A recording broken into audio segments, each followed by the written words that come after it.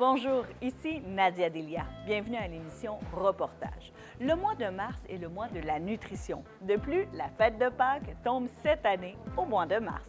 J'ai donc décidé de vous présenter un sujet qui met l'eau à la bouche, le chocolat. Rappelons que Pâques se fête entre le 22 mars et le 25 avril. À l'origine, on célébrait l'éveil du printemps.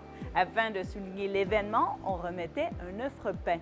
Depuis quelques années, les gens se font un plaisir d'offrir des œufs en chocolat. Pâques est l'occasion de se régaler de tous les délices. Allons découvrir tous les secrets du chocolat qui entourent cette fête. Aujourd'hui, nous mangeons le chocolat pour plusieurs occasions et sous différentes formes, en bar, en bouchée, en fondu, en dessert ou on le boit.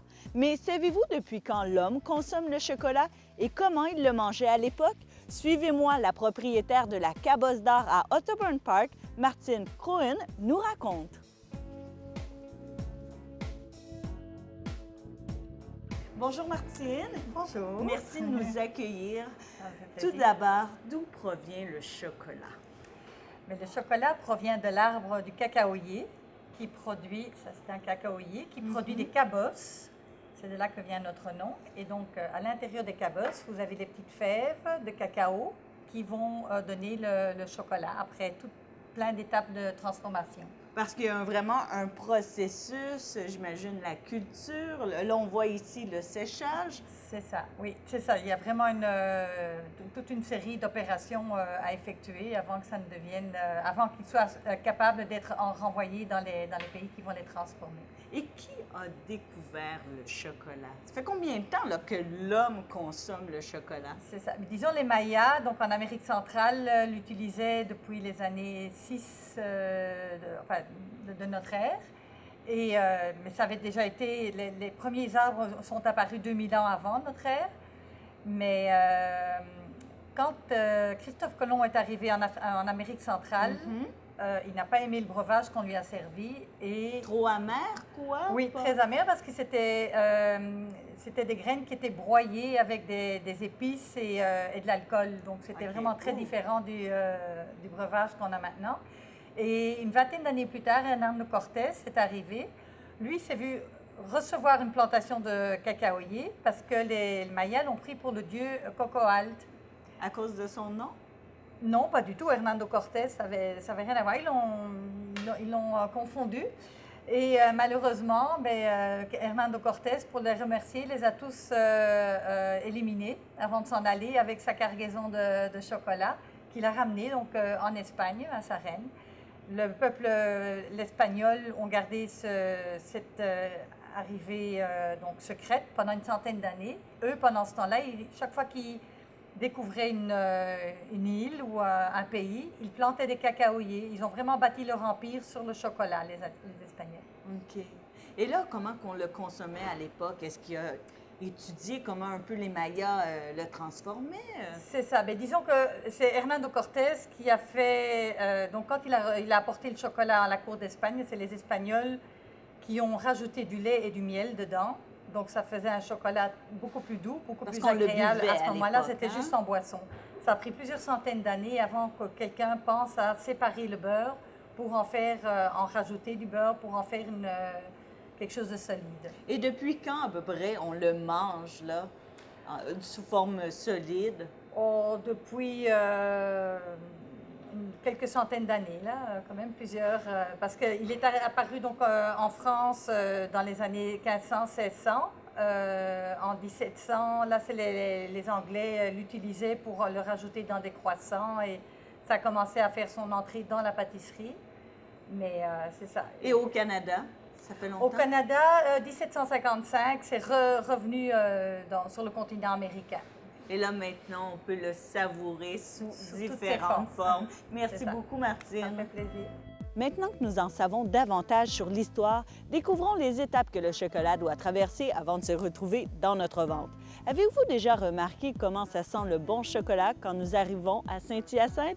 C'est normal parce que c'est là qu'on retrouve le siège social canadien du plus gros importateur et fabricant commercial de chocolat. Allons rencontrer le responsable de la recherche et du développement, M. Rénal Nolin, chez Barry Galbo Canada.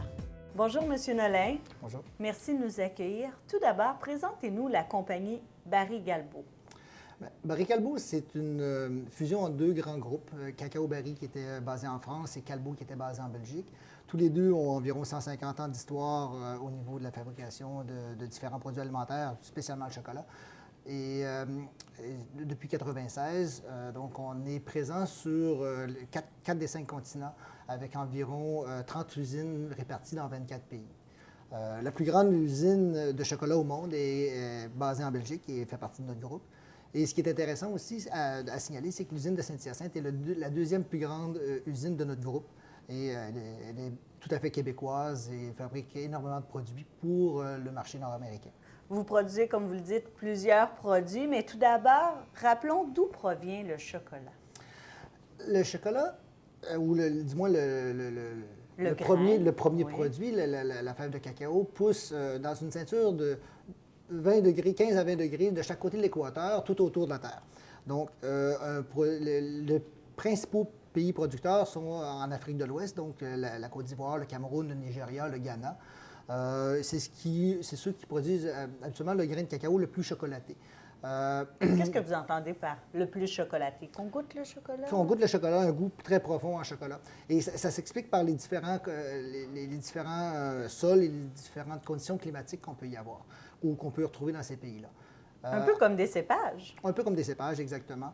Le sol, le climat ainsi que la variété de cacao va donner le goût principal à la matière première. Par exemple, si on se transporte complètement à l'opposé de nous, en Indonésie, en Malaisie, on produit énormément de cacao. Ce sont des pays qui sont en croissance, mais leurs conditions climatiques rendent un peu difficile la maturité complète du grain avant récolte, ce qui fait un produit qui est un petit peu moins chocolaté, qui est un petit peu plus sur le côté acide. Puis si on se transporte un peu plus près de nous, en Amérique du Sud, Venezuela, Brésil, Colombie, Équateur, République dominicaine, Cuba, vont produire un cacao qui va être un peu plus mou au niveau de la texture, mais qui va nous donner des saveurs florales, fruitées, de noisettes un peu, qui dans un mélange, par exemple, rehausse la saveur du cacao, la saveur du produit qu'on veut produire. Vous, est-ce que vous jouez avec différents pays? Comment vous réalisez le même produit à chaque année, si toutefois les récoltes sont différentes? Ou... Deux tendances.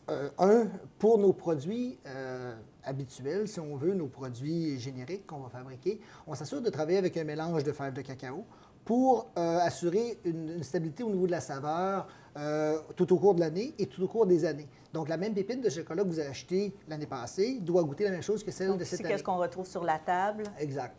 Alors, pour nous, c'est important de travailler avec un mélange de fèves pour compenser les différences de variabilité aussi au niveau des saveurs et tout ça, un peu comme les cépages où on va faire des assemblages. Il faut s'entendre, il y a un long cheminement avant qu'on le retrouve dans notre ventre. C'est quoi les étapes?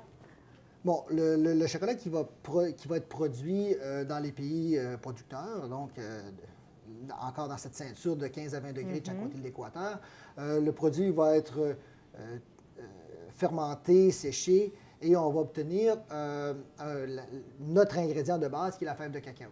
La fève de cacao nous arrive ici au Canada, notre usine de Saint-Hyacinthe. Donc, direct ici. Direct ici, dans des gros sacs de jute de 70 kilos.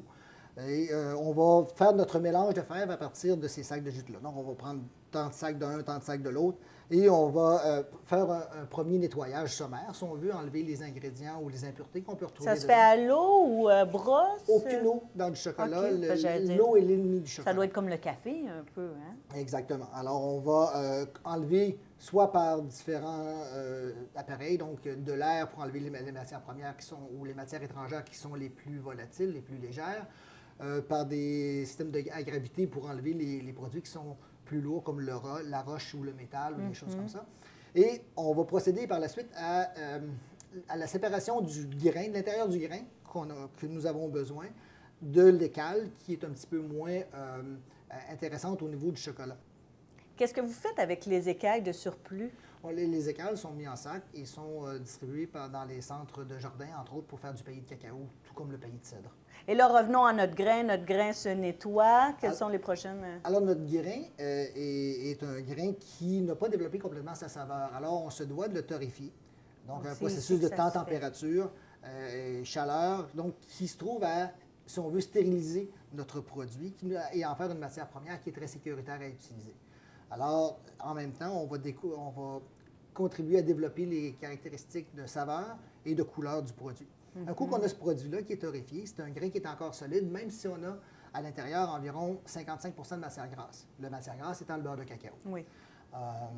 Mais le beurre de cacao est solide à température pièce, mais lorsqu'il est dans le grain, il est intercalé entre les particules solides, de sorte qu'il faut briser ces liens-là entre les particules solides avec différents types de machines. On appelle ça des moulins à billes, des moulins à marteau, des moulins à couteau. Et puis, on se trouve à avoir un produit qui est liquide, un coup qu'on a libéré toute cette matière de grasse-là. Et on obtient notre première, si on veut, une première suspension de particules solides, qui est les particules de cacao, dans la phase grasse. Donc là, vous collectez le gras, vous collectez le cacao? Comment ça fonctionne? Ce qu'on obtient à ce moment-là, c'est ce qu'on appelle du chocolat non sucré. Donc, tout le monde a probablement goûté à du chocolat non sucré dans les armoires de leur mère. Pour la cuisine. Pour la cuisine, oui. qui fait un produit qui est très, très, très amer et qui est carrément pas sucré. Alors, c'est beaucoup... c'est cette matière première-là que nous, on a besoin pour commencer à faire du chocolat. Donc, à partir de cette matière très amère, ce qu'on fait, c'est qu'on la mélange avec différents ingrédients, notamment le sucre. On peut y ajouter du lait pour faire du chocolat au lait. Certains ingrédients mineurs, en quantité très légère, bon, évidemment, il y a des saveurs comme la vanille, la vanilline, des choses comme ça. Le sel dans certaines formulations quand on en a besoin. Ou certains ingrédients spécifiques pour obtenir le résultat escompté. Parce qu'on va développer le chocolat de manière différente selon l'utilisation qu'on va en faire. Donc, on peut comprendre vraiment que le chocolat, c'est vraiment une spécialité. Ça traverse plusieurs étapes. Vous faites plusieurs recherches, développement pour maintenir cet excellent goût-là. Bien, continuez votre beau travail. Merci. Merci. Souvent, lorsque nous étions enfants, nous nous faisions dire « ne mange pas trop de chocolat ». Mais saviez-vous que cet ingrédient a plusieurs propriétés sur la santé? Toutefois, il faut faire des choix éclairés. Pour nous aider, rencontrons Sylvie Morissette de Barry Galbo, Canada. Bonjour, Madame Morissette. Bonjour, Madame. Merci de nous accueillir. Tout d'abord, faisons la différence entre un chocolat blanc, un chocolat brun et un chocolat noir. Le brun. Tout d'abord, le chocolat brun est un produit qui est composé à la fois de sucre, de masse de cacao, de beurre de cacao, de vanille et de lécithine. Alors, le fait qu'il soit brun, comparativement à un chocolat noir, c'est que lui, il contient, là j'ai oublié de le mentionner, mais du lait, parce que c'est un chocolat au lait. Alors qu'un chocolat noir ne contient pas de lait.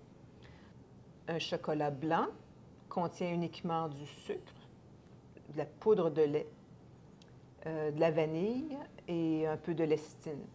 C'est plus le beurre du cacao? Est-ce qu'il y a une division? C'est une combinaison de beurre et de poudre de lait qui fait qu'il reste blanc. Alors, dans le monde du chocolat, on dit que c'est un produit qui a uniquement la partie beurre de cacao comme produit de chocolat. Et finalement, le chocolat noir, de plus en plus populaire. Le chocolat noir, lui, il est fait uniquement avec la base, qui est la liqueur de cacao ou masse de cacao. Et c'est celui qui renferme le plus de ce qu'on appelle les polyphénols ou les flavanols du cacao. Si on le compare au chocolat blanc, puisqu'il ne contient pas la partie sèche, sans beurre de cacao, alors un chocolat blanc ne contient pas de flavanols. Ils sont tous contenus dans la partie non grasse de la masse de cacao. Et le flavanol a une propriété pour la santé? Les flavanols sont de ces composés qui font partie des polyphénols, qui sont des produits que l'on retrouve dans la nature, surtout dans les fruits et les légumes. On commence à découvrir, dans les dernières années, il y a eu énormément de recherches qui sont faites sur les fruits, les légumes et le chocolat pour leurs propriétés antioxydantes. Oui. Donc, on rappelle aux gens, c'est quoi la propriété antioxydante? Bien, c'est la capacité d'une substance d'empêcher les cellules de s'oxyder. Alors, et s'oxyder veut dire se détruire, vieillir.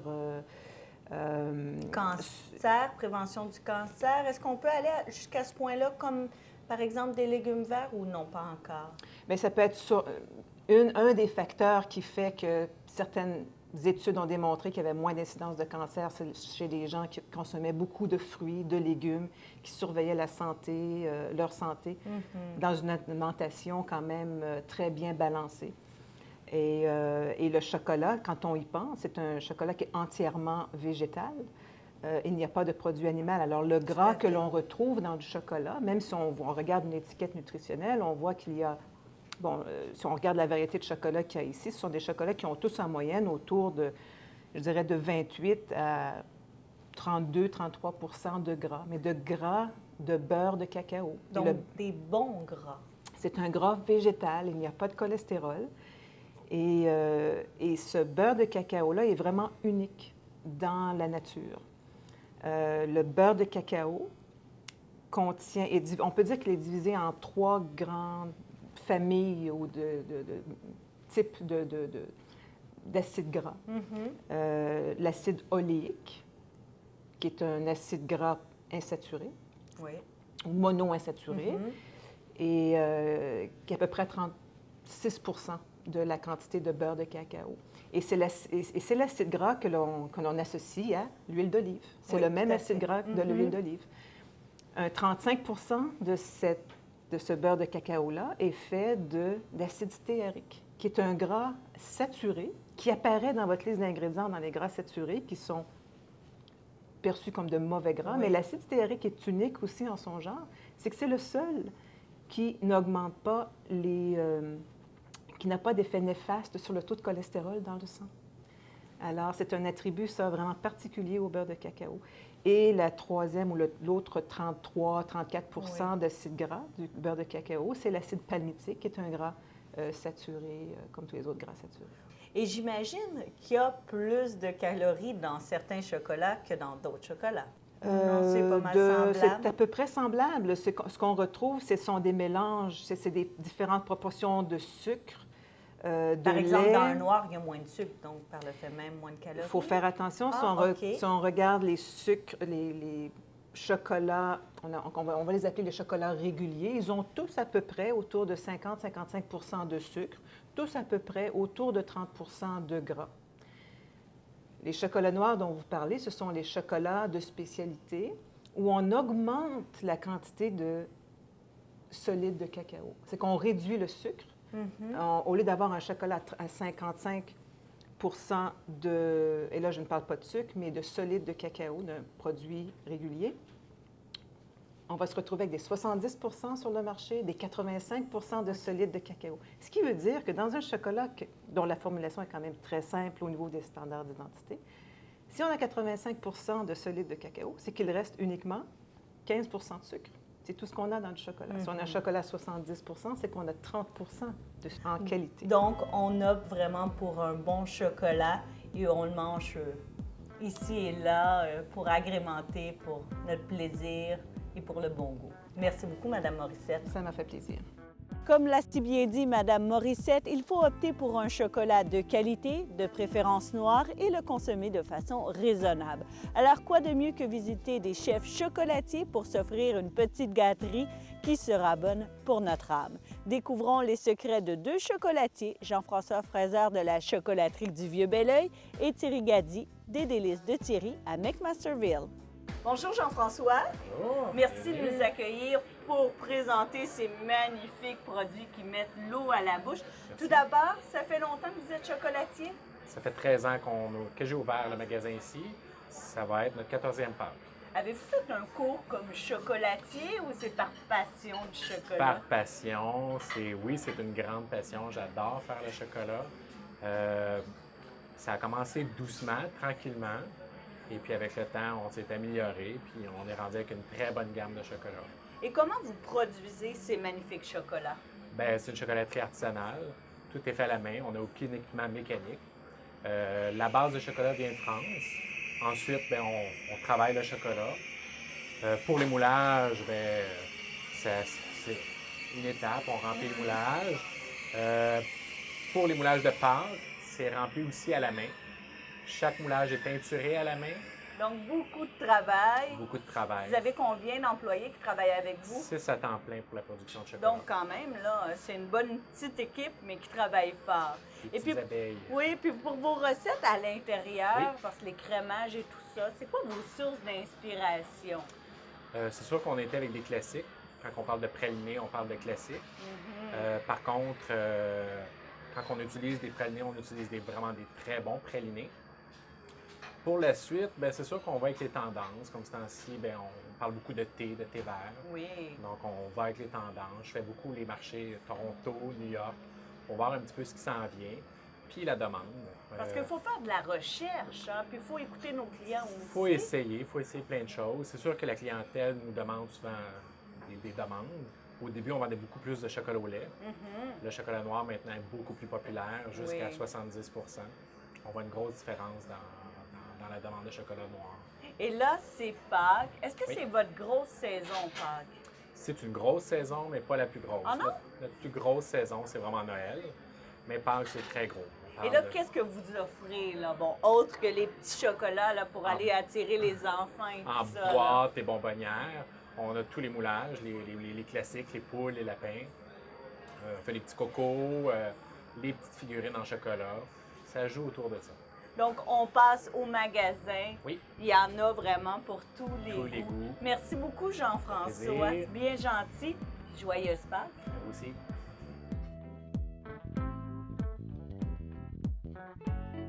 Bonjour Thierry. Ben, bonjour Nadia. Merci de nous accueillir dans ton petit coin secret, ton atelier de Ça fait chocolat. plaisir. Tout d'abord, depuis quand fais-tu du chocolat? Depuis 28 ans exactement. Mais pas 28 ans ici, là, au Non, Thierry- non, non, j'ai Thierry. commencé en France. Puis là, ça va faire 2 ans que j'ai ouvert ma boutique. Et qu'est-ce qui vous a poussé à faire du chocolat? Oh, ben, c'est l'amour du chocolat. Hein. Je suis pâtissier au départ, spécialisé dans le chocolat. Et là, vous avez décidé de devenir tout simplement chocolatier. Ben oui. Comment vous produisez vos chocolats? Eh bien, on fait fondre le chocolat. C'est une courbe de température à respecter. Il faut le monter à 50 degrés, le redescendre à 22 et le remonter 29-30. C'est un bain-marie, quoi? Oui. OK. Puis là, après, ben, on peut faire, vous voyez, on fait une première couche au pinceau pour donner le brillant, comme ça. C'est ça qui donne la brillance Oui. du chocolat. Oui, ça permet de faire briller et ça évite les petites bulles d'air aussi. D'accord. Et Voilà. là, c'est un moule de Oui, Pâques. c'est un moule de Pâques, c'est un coco de Pâques. On attend que c'est froid. Après, on le remplit de chocolat, puis on le vide. OK, donc on doit revider. Oui. Et là, ça nous donne Une une épaisseur. épaisseur de combien à peu près? 3-4 mm, 2-3 mm, 3-4 mm, ça dépend. Et là, ça prend combien de temps à refroidir? Là, on a ici qui Ouais. refroidissent. Oui, ben là, c'est ça. Alors, je ne sais pas s'il va être bon, non. Il n'est pas Les prêt. Les Donc, petits sont bons, par exemple. ça vous donne un indice. Oui, là, ça prend à peu près un quart d'heure, 20 minutes, plus ou moins. Là. Ça dépend de la température de la pièce aussi, mais si on regarde ceux-là, là. Ah, OK, voyez, et tout voilà. brillant comme ça. Magnifique. Et là, comment vous faites pour coller Ben, une moitié à l'autre moitié? Du chocolat. Le chocolat est une très bonne colle. OK, d'accord. On prend 2 morceaux de chocolat comme ça, et on colle dedans. Tout simplement. Et voilà, un beau petit coco. Ça vous prend combien de temps à peu près faire tous les chocolats? Tous les chocolats, oh, c'est des heures et des heures et des heures. C'est long. Par ça. exemple, là, pour Pâques, vous Pour avez Pâques. passé combien d'heures là, pour vous préparer? Oh, je sais pas, je les compte pas. On est mieux de pas les compter, puis j'ai pas fini. Non, puis là, vous êtes tout nouveau, jeune entreprise. Ouais, ouais. Êtes-vous seul à faire Oui, tous ces je fais chocolats? tout seul. Je les fais, je les emballe, je les vends tout seul. Et là, pour Pâques, qu'est-ce que vous nous offrez? Des bons chocolats, 72 de cacao pour le noir. J'en ai aussi au lait un petit peu, mais principalement du noir. Il faut dire aux gens qui mangent du chocolat noir, c'est tellement meilleur pour la santé, puis c'est tellement meilleur au goût aussi. Oui, il faut s'habituer. Oui. Mais je pense que les gens commencent Oui, ça à commence à opter. bouger. Ouais, ouais. Et là, pour les enfants, les formes là, que vous Oui, offrez ben, pour Pâques. Des petits œufs, des lapins, des chouettes, qu'est-ce que j'ai, des poissons. Puis il y en a des gros, des petits, il y a tout ce qu'on veut. Ouais. Et vous fournissez aussi les petits chocolats farcis, Ben oui, ben oui. plus traditionnels. Oui, oui, tout. Qu'est-ce qui vous inspire dans vos recettes? Ben, ça dépend. Moi, je fais un petit peu de tout. Du classique, puis du un petit peu plus extraordinaire, là. Mais quand on commence, bon, ben, faut voir. Et par où selon ça- vous, c'est quel le meilleur? C'est celui que je fais. Ah, ah, ah. Fait qu'on y goûte. Oui, ben, il n'y a pas de problème, allez-y. Donc là, c'est les retailles, hein, parce Oui, qu'il oui. doit en avoir Oui, quelques-uns oui, cassés. Oui, mais il est très bon. C'est du chocolat chez Calbo Barry. Excellent. Ouais, il est Ça très fond en bouche. bon. Oui, hein, c'est Merci bon. beaucoup, Thierry. Bienvenue, ça fait plaisir. Hmm. délicieux. En plus d'être bon, le chocolat peut être amusant à confectionner. J'ai donc décidé de clore ce reportage en vous présentant la chocolaterie Aillé à Saint-Bruno de Montarville. Celle-ci se spécialise dans le chocolat depuis plus de 60 ans, dont 40 ans en Belgique. Depuis quelques années, elle offre des cours aux enfants. Qui sait, vous aurez peut-être un maître chocolatier dans la famille grâce à la copropriétaire Annie Aillé. Bonjour Annie. Bonjour. Merci de nous accueillir. On peut le dire dans une usine à chocolat. Ça sent bon, c'est magnifique. Ça donne le goût d'en manger. Faut le dire, c'est une histoire de famille, la chocolaterie Aillé. Oui, en fait, c'est mes beaux-parents qui ont parti de la chocolaterie en Belgique il y a 60 ans, qui sont venus ici il y a 21 ans. Et puis, ben, nous, on est la deuxième génération là, qui Donc, continue. toi et ton conjoint. Oui, ma belle-mère est toujours ici, occupée au bureau. Puis, mais c'est une histoire de famille, là, oui. Et là, vous avez développé plusieurs spécialités, dont les moules. Oui, on fabrique des moules sur mesure, des choses spéciales pour des grandes sculptures, pour des logos de compagnie, du corporatif, vraiment tout ce qui est moule et tout ce qui reste dans le chocolat. On fait que le chocolat, donc que ce soit les pièces ou pour des inaugurations ou pour tout ça, mais que du chocolat. Et c'est magnifique, on en a vu en avant. Et là, tu offres des cours pour les tout-petits, les cours d'apprentis. Ça consiste en quoi? Ça s'adresse à qui? Bien, en fait, c'est pour les enfants. D'habitude, entre 4 et 12 ans, mais il y a beaucoup de débordements, là. Il y a les adultes qui demandent aussi à avoir des petites leçons. C'est un cours d'initiation, là. C'est sans prétention, c'est juste pour avoir du plaisir. Je leur explique d'où vient le chocolat. Et puis après ça, bon, ils lavent leurs mains et puis ils fabriquent eux-mêmes leur chocolat. Donc, ils ont leur moule, ils peinturent en chocolat noir, en chocolat blanc. Ils vont mouler en chocolat au lait, ils vont démouler, gratter et ramener le tout à la maison. Et c'est leur chef-d'œuvre à eux. Les moules, est-ce qu'ils choisissent leurs moules? Bien, il y a tout le groupe fait la même chose, mais ils peuvent choisir leur thème. Là, par exemple, ça peut être des lapins, des coccinelles, ça peut être assorti. Donc, c'est au choix. Ils s'amusent. Mais merci beaucoup, Annie. Bienvenue. C'est bien gentil. C'est moi qui vous remercie. Quel plaisir de faire un reportage sur le chocolat. J'espère que vous avez apprécié autant que moi. Merci d'avoir été là et merci à tous mes invités qui nous ont partagé leur passion pour le chocolat. La MRC de la Vallée du Richelieu regorge de chocolatiers. Je vous invite à les découvrir. Attention toutefois, vous pourriez y prendre goût. On se donne rendez-vous le mois prochain pour un nouveau reportage. Sur ce, joyeuse Pâques!